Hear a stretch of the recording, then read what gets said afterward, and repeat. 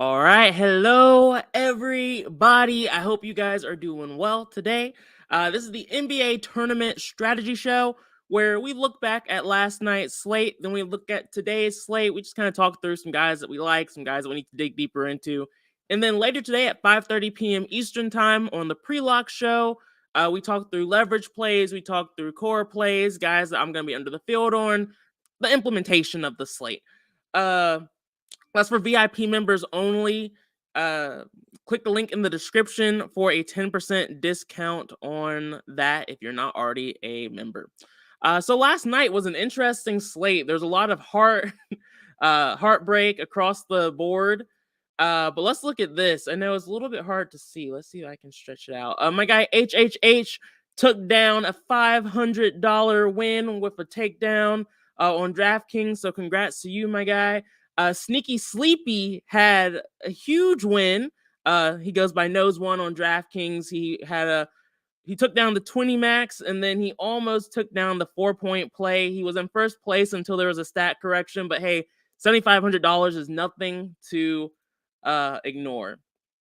So solid slate. I know it was not a great slate for a lot of people. I had a pretty good slate, profitable night for me, but I know a lot of people struggled, so I try to not harp on it too much.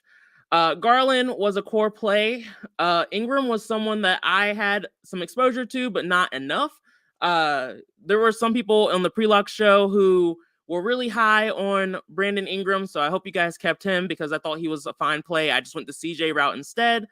Aaron Nesmith, oh man, he was a core play until the Quickly news came, and then I replaced him because Nesmith made me scared. Thankfully, I was still well over the field on Nesmith, though, so still worked out. Aldama was a super core, had 99% exposure to him. Allen was someone that we forced exposure on the pre-lock show, but we were around field weight, I believe. And then Jamal Murray, we had plenty of exposure to naturally. The domination station was a big fan of his, so that wasn't something we had to force, but we had exposure to. RJ Barrett was someone that I forced exposure to once Brunson was out, so that panned out. Bam Adebayo was probably the main guy that I just was not on. And yeah, so that's just kind of what happened there. But all in all, solid slate. There was a ton of injuries and ejections, like Mitchell with that Brooks situation. Like, it's so sad. Like, the Memphis Grizzlies used to be a team that everyone could root for, and now they're the villain of the league. And it's just, why? Why did they do this to themselves? Anyway, guys, yesterday's in the past. We're moving forward. We're moving on. Everyone hates Chris. Good to see you, man. Dave, agreed. Like, hit the like button. Appreciate the reminder because I always forget to mark it. So definitely do hit the like button. And don't forget to subscribe and share the video if you guys would like to. It always helps a lot. Dave, congrats, man. You took down $100. Man, nice, man. 100, man. Those are tough to take down. So congrats on that, man. Thomas Dye, good to see you. Per usual, Jamar, good to see you as well. And agreed. Congrats to everyone who had some really nice takedowns yesterday. And we'll get back on track for those who didn't. Timothy Jones said, "Old man in the house. Nice job, Dave, on the takedown." Nothing wrong with that, Tim. Nothing wrong with that, Timothy. All right, guys. Let's dig into today's slate. We already have some injury news that's going to make the slate interesting enough. With Fox out for the Kings. But then there's some other questionable guys that we'll get to that we'll have to pay attention to as well. Let's start off with the Portland Trailblazers against the Washington Wizards. Let's see. Trailblazers. Jerami Grant is currently listed as questionable. That's really big. When Grant misses time, that's big by itself. But Nurkic is also already ruled out. And so those two out is going to leave a lot of potential interest for me for this Portland Trailblazers front court. They're also facing a Washington team that has allowed a decent amount of rebounds to bigs. So already an interesting spot. And then we just keep finding more reasons to want to play some of these guys. So for me, Drew Eubanks is already in play with Nurkic out. Would not surprise me if he's one of the more popular plays today, but we have a decent amount of value, so it's going to allow us to be a little bit flexible in some spots, but I like Eubanks a lot. If Grant's out, that makes me feel even more confident in this Eubanks play, but it does make a guy like Trendon Watford slightly more viable as well. I want to dig a little bit deeper and see if there's any more hidden studs. I'm sure if Grant out, that's a slight increase in usage to some of the other starters, but that's just a situation I need to dig a little bit deeper into, just in case that does happen. Thankfully, this game is one of the early ones on the slate, so we should get this news pretty early, and we can move on from there. Damian Lillard, of course, has a ton of upside. His ownership is going to limit me from making him like a core play or a leverage play or anything like that. But if the domination station likes him, I'm fine getting some exposure. Nothing against him. All right. And then Simons is someone that I'm hoping sees a nice increase in usage of Grant's out and definitely with Nurkic out. Lillard is always the guy that really just kind of limits Simon's upside, but I'm hoping there's enough pieces here that we might be able to find a reason to take a shot on him at lower ownership. On the Washington Wizards side of things, they're relatively healthy outside of Gill, who's out with health protocols. For me, I've been pretty high on Bradley Beal. He tends to go overlooked for good reason. He hasn't had like the best season in the world, but he's someone I definitely want to have some exposure to due to his upside. So he'll be a leverage play for me almost for certain. Porzingis, Kuzma, they're fine. As of right now, they're not standing out for me too much in regards to some of the other plays on this slate. Nice, JJ. JJ said finally got some action, took sifts in the 6th place in the FanDuel $2.22 tournament. Awesome. It's always great to see people having some solid slates. Like I know yesterday was brutal for a lot of people, so I don't like to celebrate too much, but I'm glad like I had a solid night. A lot of people had solid nights too, so I don't want to erase that. $200. Nice. Freaking awesome, man. Congrats. And that's pretty much it. Like Gafford definitely sees an increase with Gill out, so he's slightly more stable of a play than he is sometimes. But I like Eubanks a lot more than Gafford, but Gafford's still viable. So if I get close to like field weight, 6 to 10% Gafford, I'm fine with that, but not someone I'm really trying to force into a ton of lines with some of the other centers I like more on this slate. Next up, we have the Sacramento Kings against the Indiana Pacers. The Kings, again, the big news here is De'Aaron Fox is out. That news we already have. We have it well in advance, so we don't have to stress out or worry about that. And then for the Pacers, they are completely healthy, which is kind of surprising.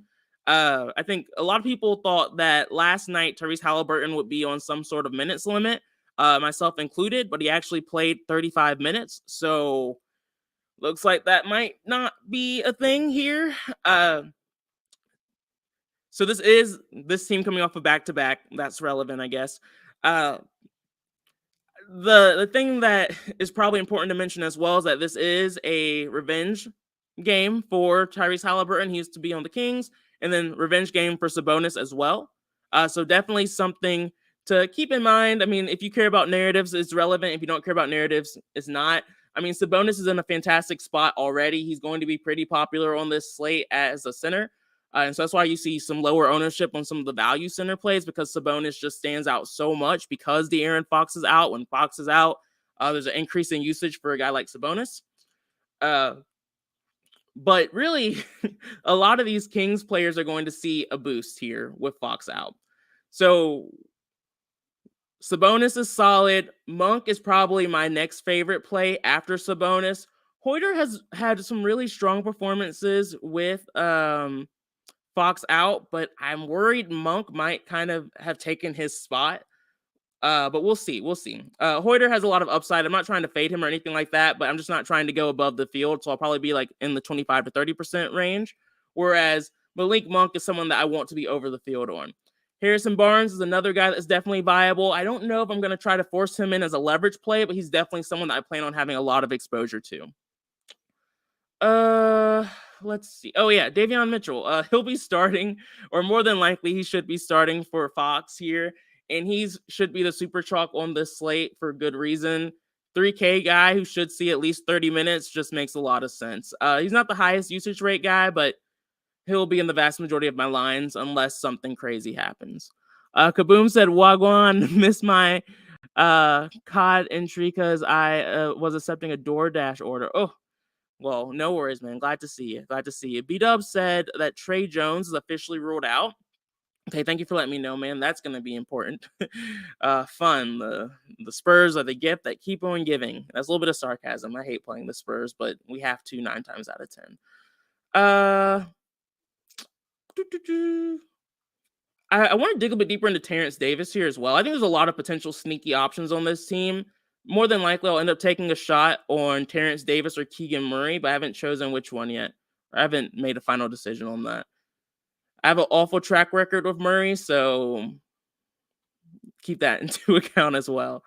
Miles Turner, this play worked out pretty well for us yesterday, I believe. I'm more than willing to go back. The only issue here is that the opportunity cost at center is high. And so playing Miles Turner, taking a shot on him might not be the smartest leverage play. So I'm going to need to dig deeper into that and have to feel really, really good about it to actually land on it. Nesmith, we were on him yesterday. Can't believe I talked myself out of keeping him as a core, but that doesn't mean I'm going to try to chase him again here. If there's better value on this slate, I'm not going to just I'm not going to try to just go back here because everyone's going to feel more comfortable playing Nesmith. So I'm considering maybe potentially trying to stay away from that if there's better value on this slate, which it already seems like there should be. So we'll see on the pre-lock show what actually happens for me. But as of right now, I'm contemplating just not going there. But we'll see. Nimbard had a solid game last time out. I think he's popping from like a DFS. He's popping in the Dom station as of right now as a solid value. But again, not really someone that I'm trying to force exposure to. But if he's in my lines, I'm probably not going to X him out. I have some like nerves around this spot right here. So I need to dig deeper into where I want to go. This is also a revenge game for Buddy Hield. It's like he's picking up ownership too. If he was lower owned, he would be someone I would be excited to have more exposure to, but at this ownership, not my favorite play. But again, not Xing these guys out, just not guys that I'm trying to force exposure to from like a min perspective. Viable DFS plays, but have some warning signs going off in my head a little bit. All right, next up, we have a more interesting game. We have the Charlotte Hornets against the Detroit Pistons. The Hornets are relatively healthy. Cody Martin's listed as TBD. Kelly Oubre is out, so that's important-ish. For the Pistons, we have Diallo, who was not on the injury report, so it looks like he'll be healthy. Corey Joseph is out. Marvin Bagley's been out. Cade Cunningham is out. Nothing really too exciting here in this game. For me, the Hornets are fine. LaMelo Ball has a lot of ownership, and so probably not a guy I'm going to force exposure to, but if I have some, that's fine. Terry Rozier is standing out to me as a potential leverage play, but I need to dig a little bit deeper into it before I finalize that. Mason Plumlee, I prefer to play at lower ownership, but I'm fine having some exposure. And then I don't really care about the rest of these guys too much, so probably not going to mess with them. I do like the Pistons in a weird way. Really just Jalen Duren. I know the Hornets have improved defensively against bigs, but I don't really care, to be honest with you. Andre Drummond was able to put up solid points against them last night. Vucevic was having an awful game and was still able to come pretty close to having a solid outing. You don't have to follow it, but I'm more than likely going to have Duren as a leverage play, at least in like the 5 to 10% range. Bogdanovich has been in solid form as well. Definitely a viable play here, but not a guy that I'm really trying to force a ton of exposure to personally. So for me, it's really Duren, and then I'm moving on. I'm gonna let the DS decide what he wants to do with the rest of them. Rick Atori said, "What's up, man? Sabonis going for 70 tonight? I hope so. I mean, I'll have a decent amount of them, to be honest with you." Thomas said, "Who knew Nesmith was going to have a career game?" I mean, we had him as a core play, man. We had him. I just hate that I got off him. Sometimes I just need to turn things off and stop overthinking. Cedric said, "Crew." Yeah, man, good to see you. Next up, we have the Phoenix Suns against the Boston Celtics. Let's see, what injury news do we have? Celtics, Smart and Gallinari are still out. Nothing crazy there. Um, I guess we can talk about it. Like Brogdon is seeing more minutes now. His usage rate is slightly higher, but still nothing like super exciting, at least for me personally. But it's worth talking about, I guess. And then the guys who have really been maybe overperforming, but really just kind of smashing and they're in great form. Guys like Tatum at super low ownership. The matchup is tough against the Suns, so not my favorite spot, but considering taking a shot on him, but I think we'll find better spots, to be honest.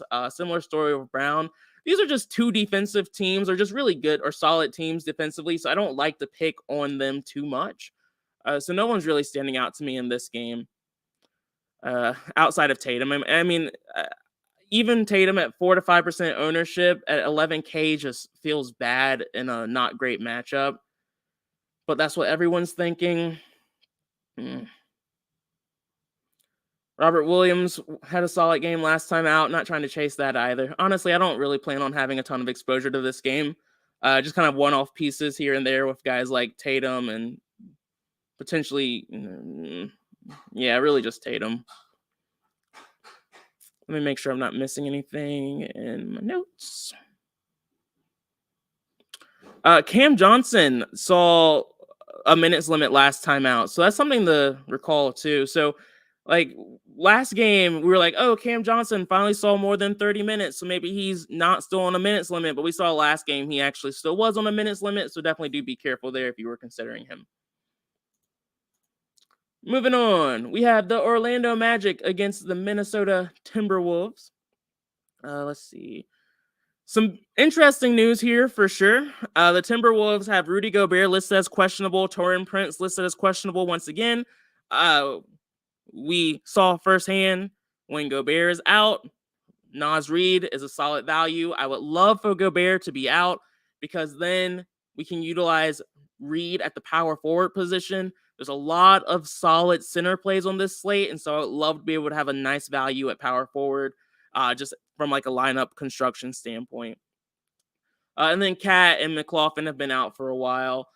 For me, when it comes to the Timberwolves, I think most of you could probably predict what I'm doing here. Like Anthony Edwards will be a leverage play for me. I always just like his upside.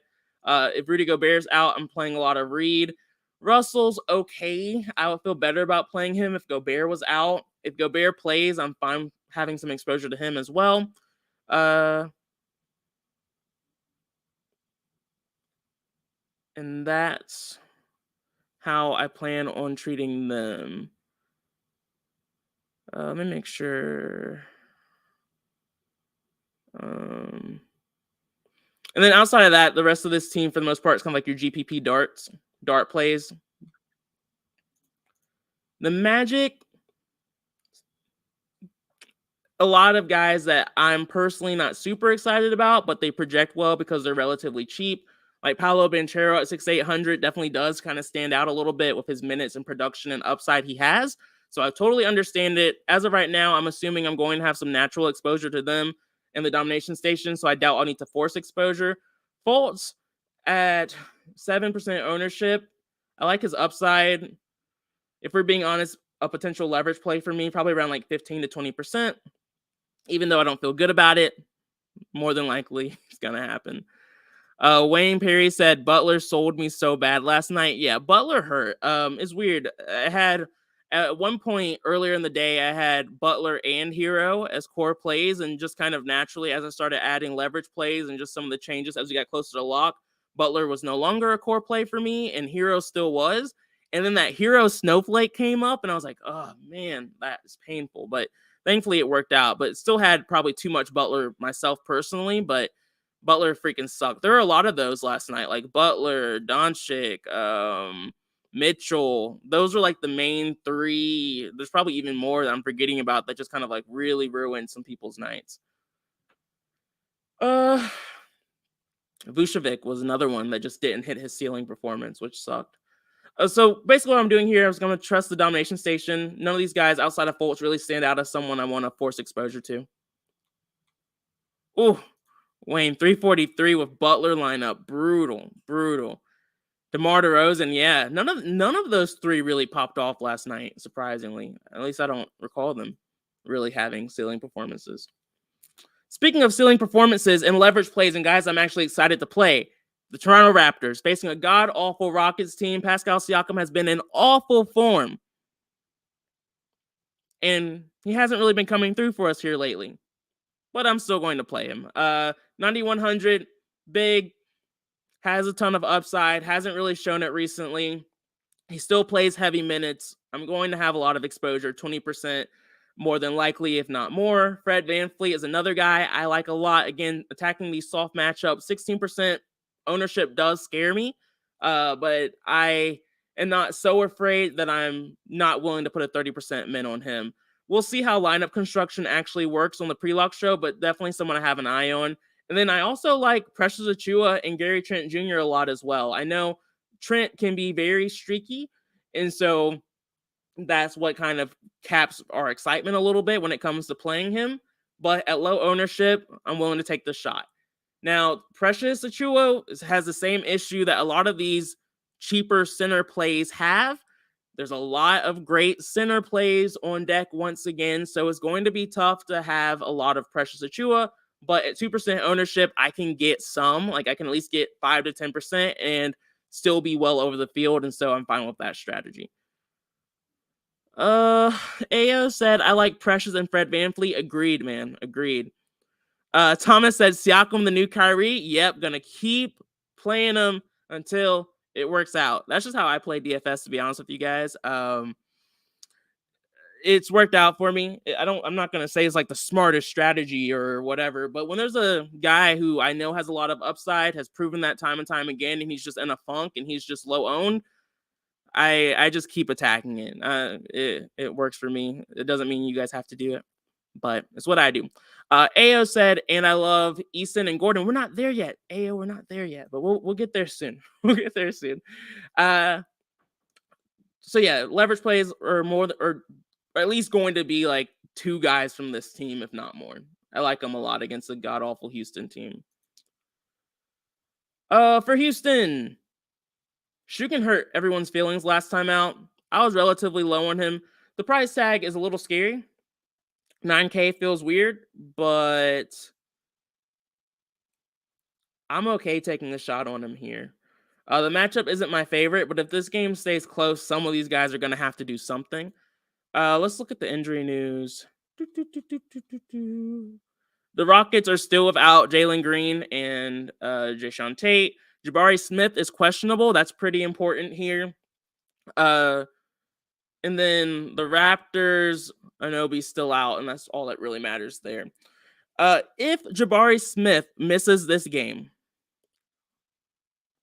and Eason starts, I would be open to playing Eason. I'm not one of those guys that get really high on Eason. I know he had a solid game last time out, but literally the vast majority of that was just him missing a shot so many times that he kept getting the rebound. It was insane that was the vast majority of his points, and he didn't really do anything after that.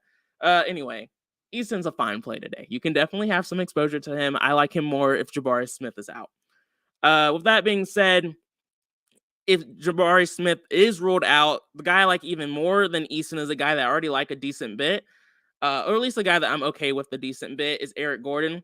So if Jabari Smith is ruled out, I plan on having a decent bit of Eric Gordon, at least like 15 to 30%.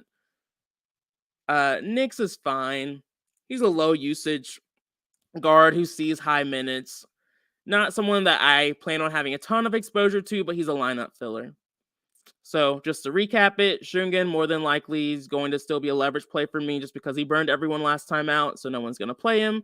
Matchups tough, whatever, but we've seen him have ceiling performances even in tough matchups, so I'm fine with like a 10% exposure there.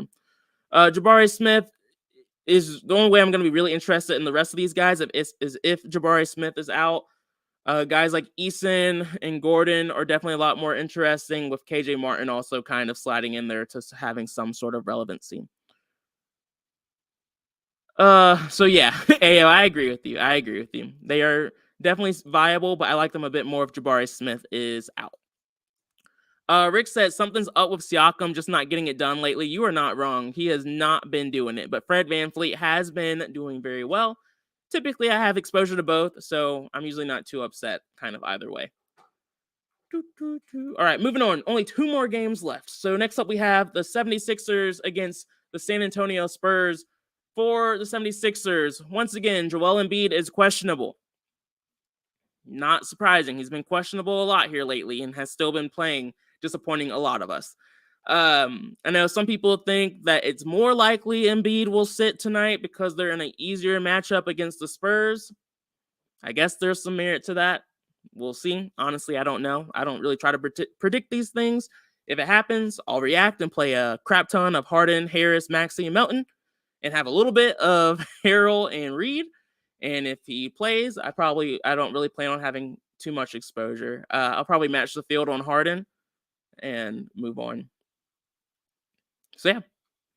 On to the Spurs, one of my least favorite teams to play from a DFS standpoint. Thank you, B-Dubs, for letting me know that Trey Jones is now officially ruled out. Sachan is out. Langford is out. Vassell has been out for a little while now, so there's that. The guys who have really been dominating the usage for this team are guys like Portal. Josh Richardson stands out a lot at 4,800. Keldon Johnson, that play worked out for us last time. Unfortunately, I'm going to have a lot of exposure to the Spurs tonight. Keita Bates-Diop is also viable when Langford's out. Really, Branham having very consistent minutes is also very viable at 3,600. We have a lot of value options on this slate, and so my main goal when building lineups is to just not forget about the other value options. If when I start building, there's one piece of value that the domination station just likes a lot, I just want to make sure that I'm still getting exposure to the other value in the other games. The Spurs, I don't even know if I want to say that. The Spurs value is probably, at least as of right now, some of my favorite value on the slate, just because they are playing consistent minutes and I always strive to attack consistency, but they're the Spurs. Popovich does weird stuff sometimes, so don't get upset if weird things happen, because it probably will. But honestly, all of these guys, everyone you see here is viable on this slate. My favorites are Richardson, Branham, and Portal, but I will have exposure to the vast majority of these guys more than likely. All right, last game, we have the Atlanta Hawks against the Utah Jazz. And from an injury news standpoint, this is pretty boring. The Hawks are healthy, and then the Jazz are healthy for the most part. They're only missing Simone Fontecchio. So nothing really big from a news standpoint here. I can almost guarantee I'll have John Collins as a leverage play. At 5,800, when he's below 6K, I'm okay taking shots on him when he's low owned, which he should be on this slate. I also don't hate playing bigs against the Jazz, although I need to look deeper into the numbers to see if there's actually some correlation there, but that does make Clint Capella slightly more viable, but again, he's only center viable, so I like other centers more than him, so it's going to be hard for me to get there, but still an interesting GPP play nonetheless. For the Utah Jazz, again, no injury news, but they're solid. They're priced decently well for some of the upside these guys can have, but we're not getting super low ownership on them, unfortunately. Marketing 18%, I'm not going to try to chase that. Again, when I say not trying to chase, if the domination station gives me exposure, I'm still going to allow it, but I'm not trying to force exposure to these guys. Clarkson, again, similar story. I'm fine with him, but not someone I'm trying to force exposure to, at least as of right now.